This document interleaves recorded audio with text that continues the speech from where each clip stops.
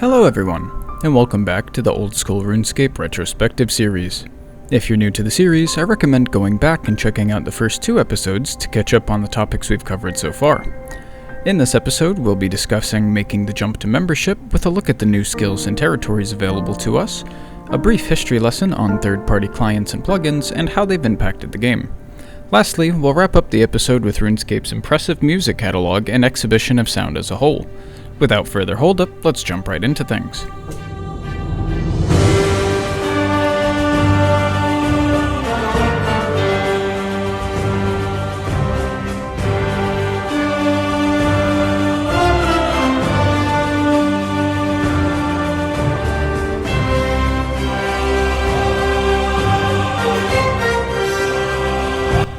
For those of us returning from episode 2, you'll recall we finished up the episode with our free-to-play character Frog Sniffer 7 completing Dragon Slayer 1, defeating the Scourge of Crandor Isle, and unlocking the ability to wear the legendary rune plate body.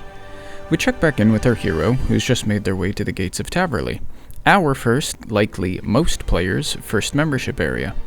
With no way to guarantee where the player will make landfall first in membership areas, I can see it being difficult for Jagex to make a functional members tutorial to introduce us to the new skills, as the new member might not have found it until they've already figured things out for themselves, proving it useless. Having just made a financial investment into a subscription, I don't see many players outright quitting, but I do see how new subscribers might have been shocked to find there being essentially zero introduction to the membership skills, especially if they recall back to the tutorial island and how Jagex didn't even attempt to explain how or why our player was in Adventurer Bootcamp. It was a brazen, outright tutorial, and that's fine, great even. It knows what it is and what it wanted to accomplish, get the player invested in and understanding the content they were indulging in. But at the same time, I feel like such an overt tutorial sets the player up to expect an introduction to the things they've just paid to access. Now, there could be, and probably is, the argument that RuneScape is a unique adventure game with very little hand-holding, and that it's up to the player to search out their own information with the resources available to them. This does set us up beautifully to discuss something I've been very excited to touch on for a while now, the OSRS wiki. A player who might not know what to do, where to go for a certain quest, or where to obtain a particular item might find themselves on Google. Don't even tell me you use Bing, because I know you don't.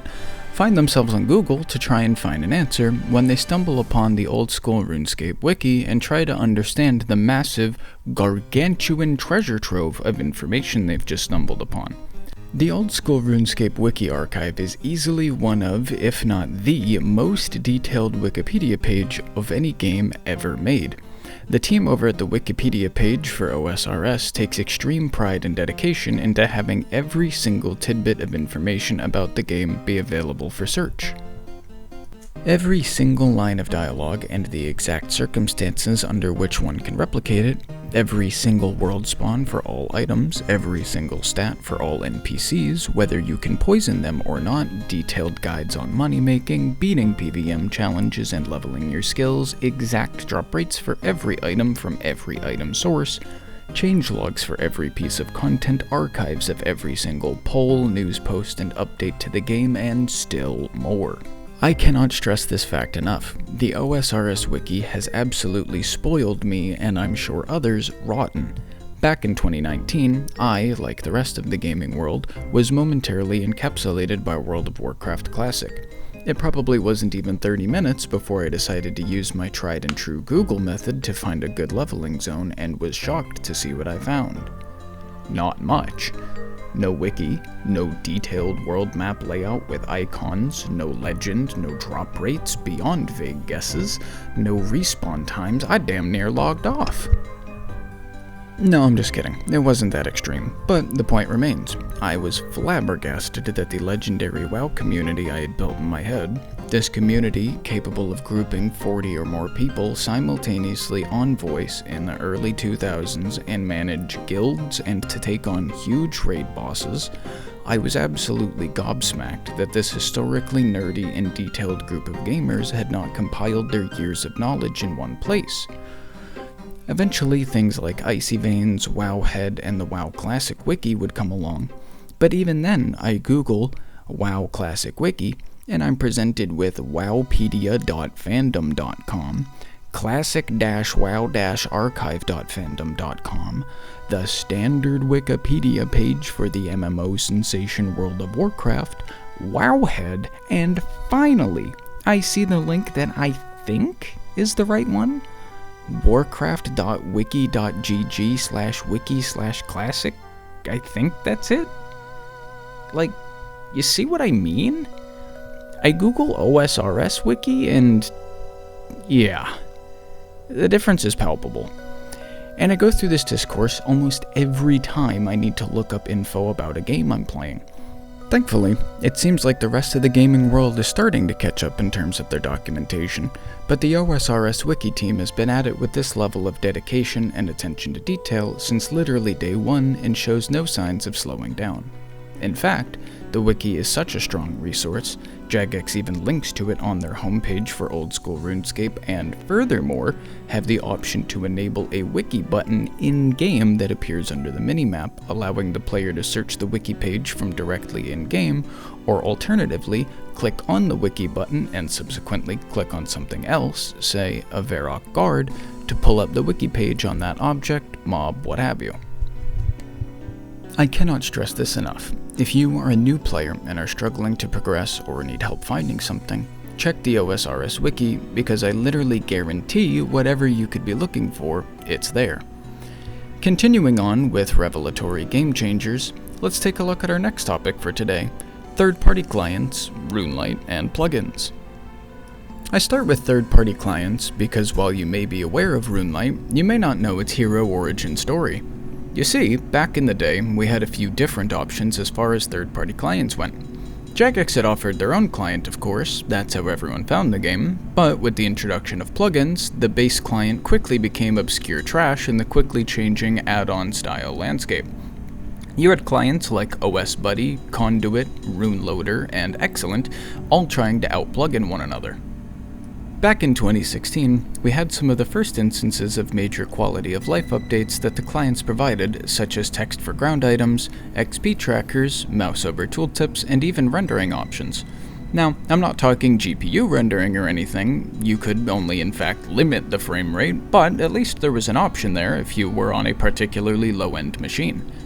You also had things such as clue scroll solvers, farm patch statuses without having to be near the patch, and of course, custom cursors. If you weren't rocking either the Dragon Scimitar, cursor, or a Trout, I don't even know if we were playing the same game. Some features for the client OSBuddy, which was the most popular at the time, would eventually get locked behind the paywall OSBuddy Pro, such as the number of cannonballs in your cannon, which is when we saw the real rise of clients like Conduit, who offered much of the same or even sometimes more, but for free. Other controversies surrounding player data would eventually emerge around clients like RuneLoader, and OSBuddy already had a troubled past as RSBuddy, a botting client, so to say that trust in these clients wasn't exactly the highest would be an understatement. Years and years go by without any real interference from Jagex or any real indication on what was or wasn't acceptable. By this point, people had figured out how to sideload so-called unofficial plugins into their clients, which most of the time acted like bots, either largely circumventing mechanics by automating them for the player, or by automatically switching prayers, or assist the player in PvP by automatically switching gear, or being able to hotkey spells to the press of a button, whereas other players would need to manually select a spell with the cursor, then find their target as usual. Around this time, we'd also start seeing players like Wooks and Bodhi using the RuneLite client, a free, open-source client that ran the game exceptionally well as having loads of plugins from the other competitors and more being added all the time. Popular figures in the scene using the client was one of the ways it received so much attention, but it was also just that much better than its competitors that the other clients kind of naturally died off. As I said, years had passed and Jagex hadn't really done much on an official standpoint regarding third-party clients until May of 2018. Essentially, Jagex approached the devs of RuneLite, the only real big player in the third-party client scene at this point, and asked them politely to cease operations without having to go legal. 2 days after this announcement, Jagex released a statement saying they cannot allow a client that is open source and potentially deobfuscating their code and subsequently publishing it to exist. Later the same day, Jagex updates their standpoint to say they have and will continue to halt legal actions against RuneLite when RuneLite had agreed to make parts of the client that deobfuscate code closed source. 2 months later, on September 30th, we'd see a revised news post where Jagex, hot off the heels of scathing backlash from rabid fans regarding their favorite RuneScape client, had changed their tune on third-party clients altogether and would detail certain features that they would and would not allow to exist within them. Furthermore, a few weeks later we would see Jagex provide a link on their official homepage to RuneLite, which both endorsed Jagex's stance on third-party client as a whole, but also helped prevent players getting phished by fake RuneLite sites. Now that we have an understanding of where RuneLite came from, let's take a closer look at some of the features RuneLite offers and how it changes our gameplay.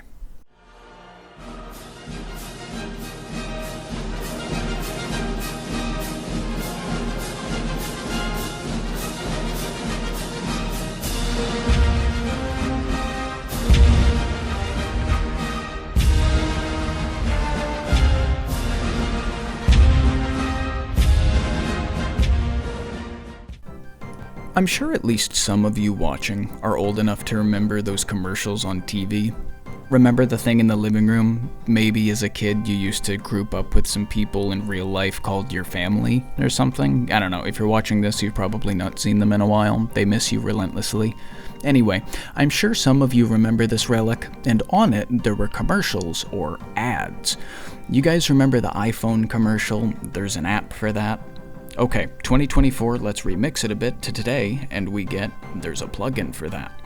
Just about every activity in the game has an accompanying plugin that will either take all of the thinking away from the player, remove any previously attained notion of immersion, or wholesale trivialize and water down the content to the point it becomes a well-disguised game of whack-a-mole, whereupon your goal is to click the newly appeared box as quickly as possible. Now, I will say this off the get-go, I think plugins are a net positive for old-school RuneScape. Allowing players to customize their UI and tailor specific bits of information the game may otherwise not provide is often important and sought after from a player base. If we didn't have RuneLite, something else would have cropped up almost certainly. That being said, there's certainly a point to be made about where the line in the sand is defining how far is too far. It all started out relatively simple. A plugin to show you how many cannonballs were in your cannon, a plugin that highlights the current fishing spot. Oh hey, it even knows what I'm fishing based on what tool I have, that's neat. A plugin to show when bosses and monsters are respawning. Holy shit, you guys gotta get this client. And it was a wrap from there. While there was definitely a bit of resistance at the start of the client wave, I think today it's generally accepted that if you're not playing on the RuneLite client, especially because you can safely load it from within the Jagex launcher, which I acknowledge has had a host of issues of its own, but we're not going there right now, you're either a vanilla purist, or you're kind of trolling, to be honest.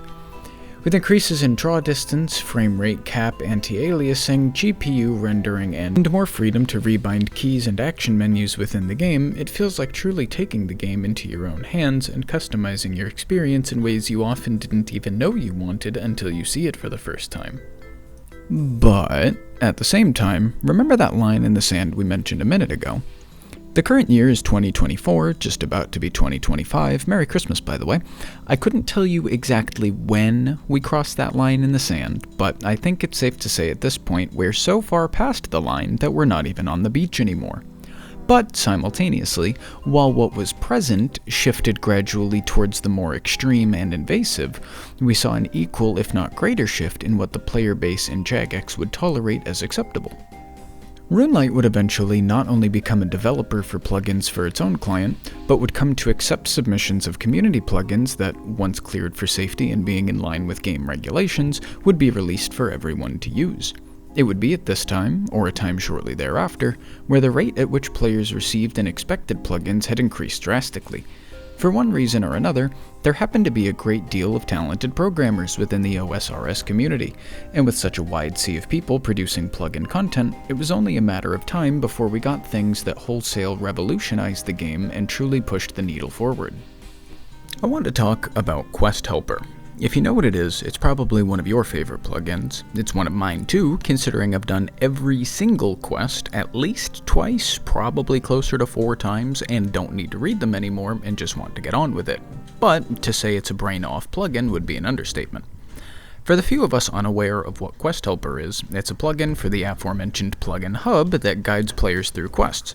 It will highlight every world object, every correct chat option, arrow point to every destination, let you filter your bank to the required and recommended items for any given quest, as well as present the guide from the wiki available directly in your client for you to read along with the step-by-step instructions it's giving you on screen in case you somehow manage to get turned around.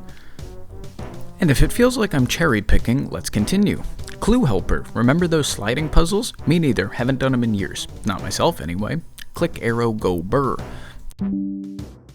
Oh, sorry, that was me. I was just getting in some Guardians of the Rift, and it was telling me I was done mining. Or even further, for the player who really knows what they're doing with plugins, completely trivialize any thinking during a boss fight.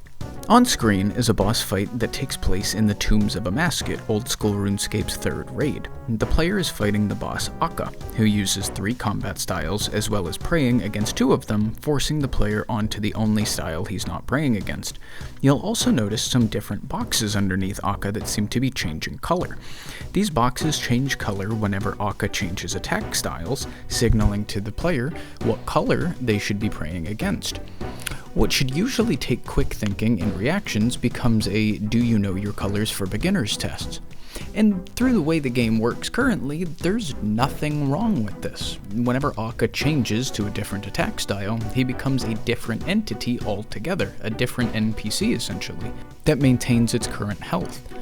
Players figured out this fact and just found a way to individually highlight each of his different phases, each different NPC, and this is functionally no different than highlighting a Chinchompa, a Slayer creature, or a pickpocketing target. It's the same technology, players just evolved, and so did our ability to divulge information from the game and utilize it in more proficient ways and visibly obvious ways.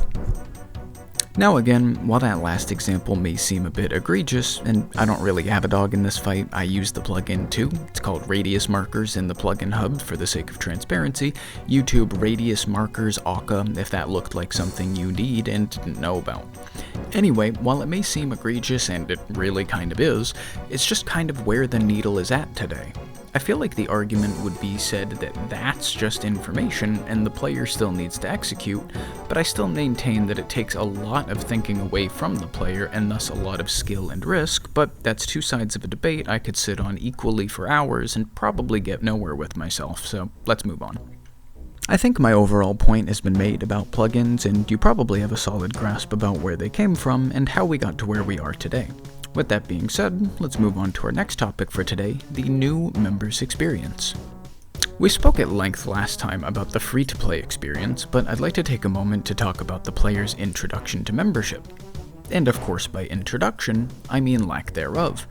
One might be surprised if they remember back to the tutorial and how little it held back the fact that this is the tutorial and we are here to teach you things. One might be surprised to see that after they've subscribed or bought a bond and log into a members world for the first time, essentially nothing changes. No welcome to members, no hey, head on over to Howdy Doody and he'll tell you all about XYZ. It's a ghost town. It's weird. I don't know if I would have preferred to, say, be teleported directly into a member's tutorial or be left to my own devices, but the nothing one receives feels a bit underwhelming. As far as guides goes, such as those we find for crafting and prayer outside the tutorial, we have some in the form of quests, such as a poor scene of interest for the Slayer skill, and the mini-quest Daddy's Home for construction, but a player has to know that the quests exist to be educated on their respective skills, at which point they're probably on Google anyway and can facilitate their own learning, kind of making the quests a moot point. With the quest making Slayer and construction the exception, as far as members' skills goes, we're on our own. This isn't always a bad thing, as some of the skills are pretty self-explanatory, like thieving. Anything you can steal will have an option indicating as such. If it's an NPC, you'll have the option to pickpocket, but for something, say, like Hunter, tell me why from the closest area I have access to in Taverley, I have to walk halfway across the game to find the first NPC that will even acknowledge the skill, much less sell me anything to start leveling it. While writing this, I'm having a hard time deciding if the hands-off approach is best or not. On the one hand, you have to traverse the world and seek out experts, of which there may be only few, on a particular topic to learn a skill in a world where not everyone knows that. This helps immerse the player into the world and make it more believable, because why should there be an adventurer's boot camp anywhere? But on the other hand, I can see it also being frustrating to feel like you have to have the game side by side with the wiki for the first 20 or so hours just to get your bearings. All in all, while you now have access to everything membership provides, it can feel like you've gained effectively nothing until you understand the skills and how they change your gameplay. Let's take a brief, I promise, brief look at each of the new skills we've attained, just so we know what we're working with. Construction lets the player build up their player-owned house, which acts as an upgradable hub where you can build altars for prayer, teleports, and show off your achievements. Agility is shortcuts the skill, and you train it by watching movies or something good on YouTube. Hello. Herblore is probably the biggest game changer to membership that gets spoken about the least. You create potions from various herbs and secondary ingredients you can find throughout the game. The potions you create are absolutely game-changing, granting stat buffs and replenishing prayer points without the use of an altar, thus extending combat trips, though truthfully outside of PvM support, Herblore doesn't really see much utility. Thieving is pretty straightforward, steal stuff. Fletching allows you to put Low and Varrock out of business by making your own arrows, bows, darts, and bolts. Slayer is an excuse to train your combat stats via societally accepted monster genocide, where you get tasks from Slayer monsters who tell you to go WoW quest your way through X amount of mobs and come on back. Hunter is a skill where we hunt. Trapping, snaring, catching, you get the gist. And last but not least, but just as self-explanatory, farming.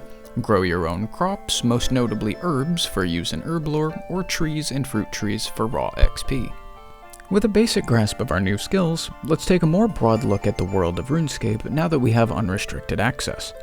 Taking a look at the world map, it's actually fairly sizable, taking about 18 to 20 minutes to walk across from point to point, not including Zaya or Varlamore. The world does a good job at spreading out its content, so no areas ever feel too jam-packed unless it's a minigame, but that's kind of the point. Another point on the positive side as far as world and content distribution goes, the game does a great job of keeping you coming back to towns and areas you might otherwise have been done with ages ago. Lumbridge has Bob who sells axes, but also repairs degradable armor and weapons for the player. As a tradable account, you'll find yourself in Varrock several times a day at the Grand Exchange, Falador if you're looking to do some relaxing mining at any level. Camelot and Sears Village not only have flax and a spinning wheel, trees for all levels of woodcutting, but a level 60 agility training course as well. There's content relevant for various stages of the game in almost all places you go, so almost no place feels like that low-level area you don't go to anymore.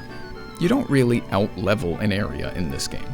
I think this is both due to how you level your skills in this game and how drastically different one set of skills can be from another, but also careful planning by Jagex to make towns and areas always worth coming back to. Furthermore, in expansion zones, being Zaya and Varlamore at this time, there's a precedent to put content in place for players of all level, or at least most. Zaya brought to the game the first raid, very notable endgame PvM content, in the Chambers of Xeric, but also brought us Wintertaught, a fire-making activity for all levels that is most notably used to start Iron Man accounts and fund the early game with resources and gold. Varlamore came with Perilous Moons, a mid-level combat activity, mid to high-level hunter content in the form of hunter contracts, which helped to revitalize and give purpose to a lot of old hunter creatures, and lastly the Colosseum, a high-level, wave-based PvM challenge. When you do this, you create content that all, or most of anyway, you'll never satisfy everyone, but most of your player base can get behind. Whenever people are being told they're about to endure change, one of the first thoughts they'll have is, what's in it for me? And by having content that mostly everyone can indulge in, You excite the people about the change instead of having them become trepidatious. On the whole, I think Jagex does a great job of making the world worth traveling, with little treasures of content to do in most of the nooks and crannies. In most of the areas of the game, aside from truly scenic areas that have no function other than world building, most areas feel like they strike a nice balance between near and far, neither too cramped or spread too thin. I say most because there are certainly offenders. On screen, you can see Ape Atoll, an island of medium size that we travel to and explore immensely during the Monkey Madness quests. Ape Atoll, for all that's here, i.e. not much, is humongous. In the upper right-hand corner of the island, we have the town of monkey inhabitants, but the rest of the island is kind of unused. And I get it, it's a jungle island, they're monkeys, they don't really need scenery or luxury, they need what they need, and that's it. So I can forgive the large swaths of jungle land that are essentially pointless. As said in a previous episode, scenic areas are good for world building. For the sin of Ape Atoll, I can certainly forgive, but that's because Ape Atoll isn't the punchline. Ape Atoll was only the setup. On screen now is a picture of the punchline, also known as the Isle of Souls, an island off the west coast of Feldip Hills and home to the Soul Wars minigame, which you can see there in the middle. Now, just looking at the island itself, you might think, well, that's not so bad. There's some empty space, but some nice paths to lead you around it, and don't get me wrong, the place is pretty. But why can I fit almost 4 entire Ape Atolls within the landmass of this island? I don't care how much world building you think you're doing when you create areas of this size with this much dead space. It feels lazy. It stings to say because I know how much the devs care about the world they're creating, but this just pains me. I know that Soul Wars is played with a lot of players, but even Castle Wars feels too big sometimes, and that's what, 20 vs 20, 25 vs 25? Furthermore, why did the minigame and the lobby need to be in the same physical location? And just to clarify, the transgression here isn't using too much space or eating up too much of the world map. I'm sure with some engine work they can extend the outer limits of the game in practically any direction, so that's not really a true concern. But more so, if you're going to use this much space, for Guthic's sake, make it useful. Gwyneth is useless, but it's tiny, it's compact and out of the way. It feels like a cool treat to go there. To walk across the Isle of Souls feels like drink 2 Stams and call me in the morning. Look, while I could probably keep going on this topic, I think you probably get the point, so I'll quit droning and move on to the next topic, the world map. On the world map, bordering the game islands and sometimes marring the map itself like chickenpox would a 6-year-old's face, and equally as unsightly, we'll see these large black boxes signifying areas not yet created. Here, at least to me, are some of the biggest offenders.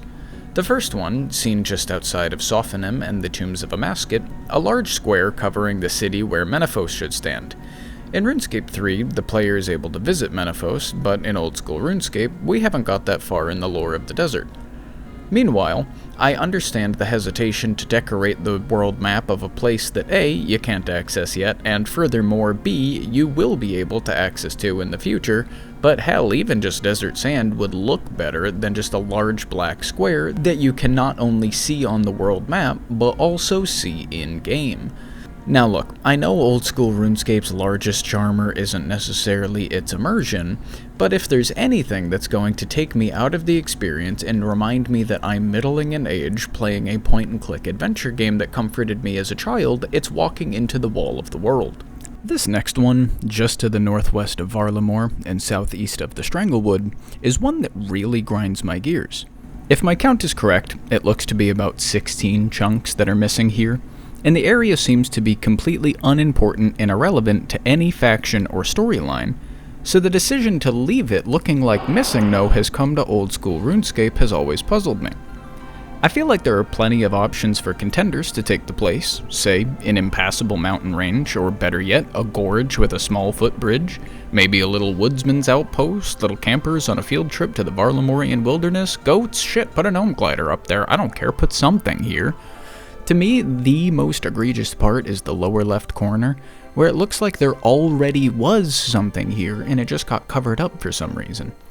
Look, I'll be the first to say I'm not an expert on the game's engine and what is and isn't possible within it, nor am I qualified to pass judgment whether I think a change to it would be easy or not. I'm just saying, while it's not an absolute top priority, as long as it's not going to destroy the game, let a graphics intern dork around with it for an hour or two and see what they come up with. Even if you end up scrapping it, it may end up jogging up a different idea and help you visualize what was wrong with the previous approach and more easily narrow down on the correct map filler content. On a more positive note, if you can help yourself from being overwhelmed by the vast amount of icons and information it's throwing at you, a look at the world map would reveal it's actually quite helpful. Broken into categories, game features, tutors, training, and shopping, we could usually use the legend to find whatever we need.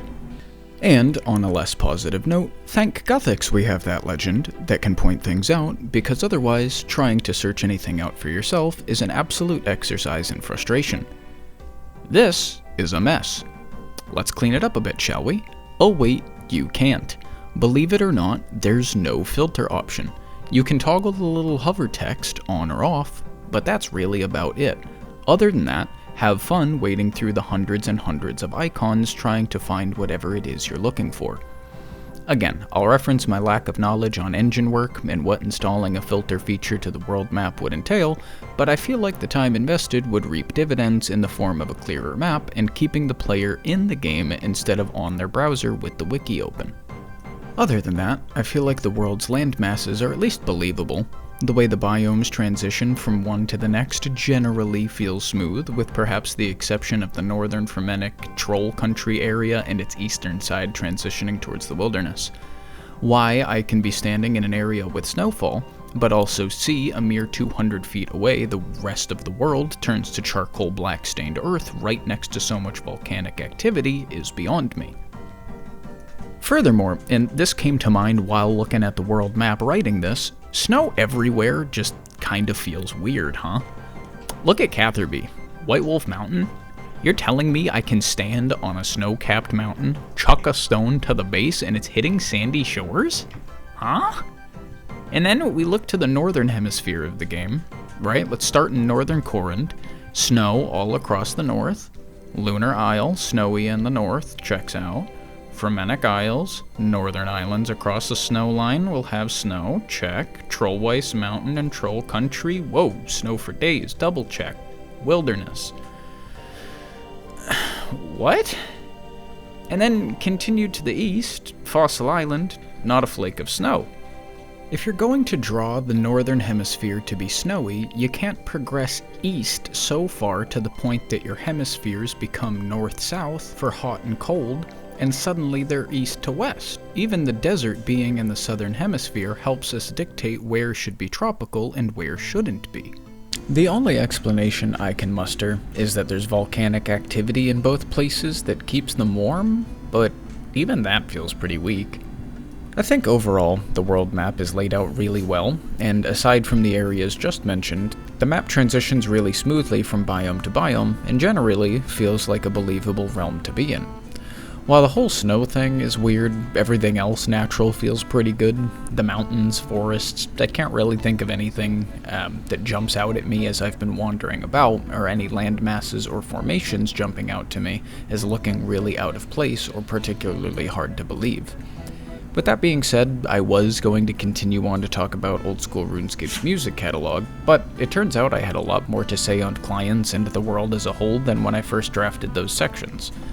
So with that being the case, I'll wrap this up here because I want to keep these mostly to 30-40 minutes, and we'll open up next episode talking about music. We'll continue on to talk about the various stages of accounts and the content to do within them, and lastly, we'll take a deep dive into the world of combat and PvM mechanics. I guarantee that one will run over 30-40 minutes, so bear with me while I make it. Anyway, thank you so much for watching and the support so far. Don't forget to like the videos if you're enjoying the series, subscribe if you want to keep up with the latest episodes, and we'll see each other next time.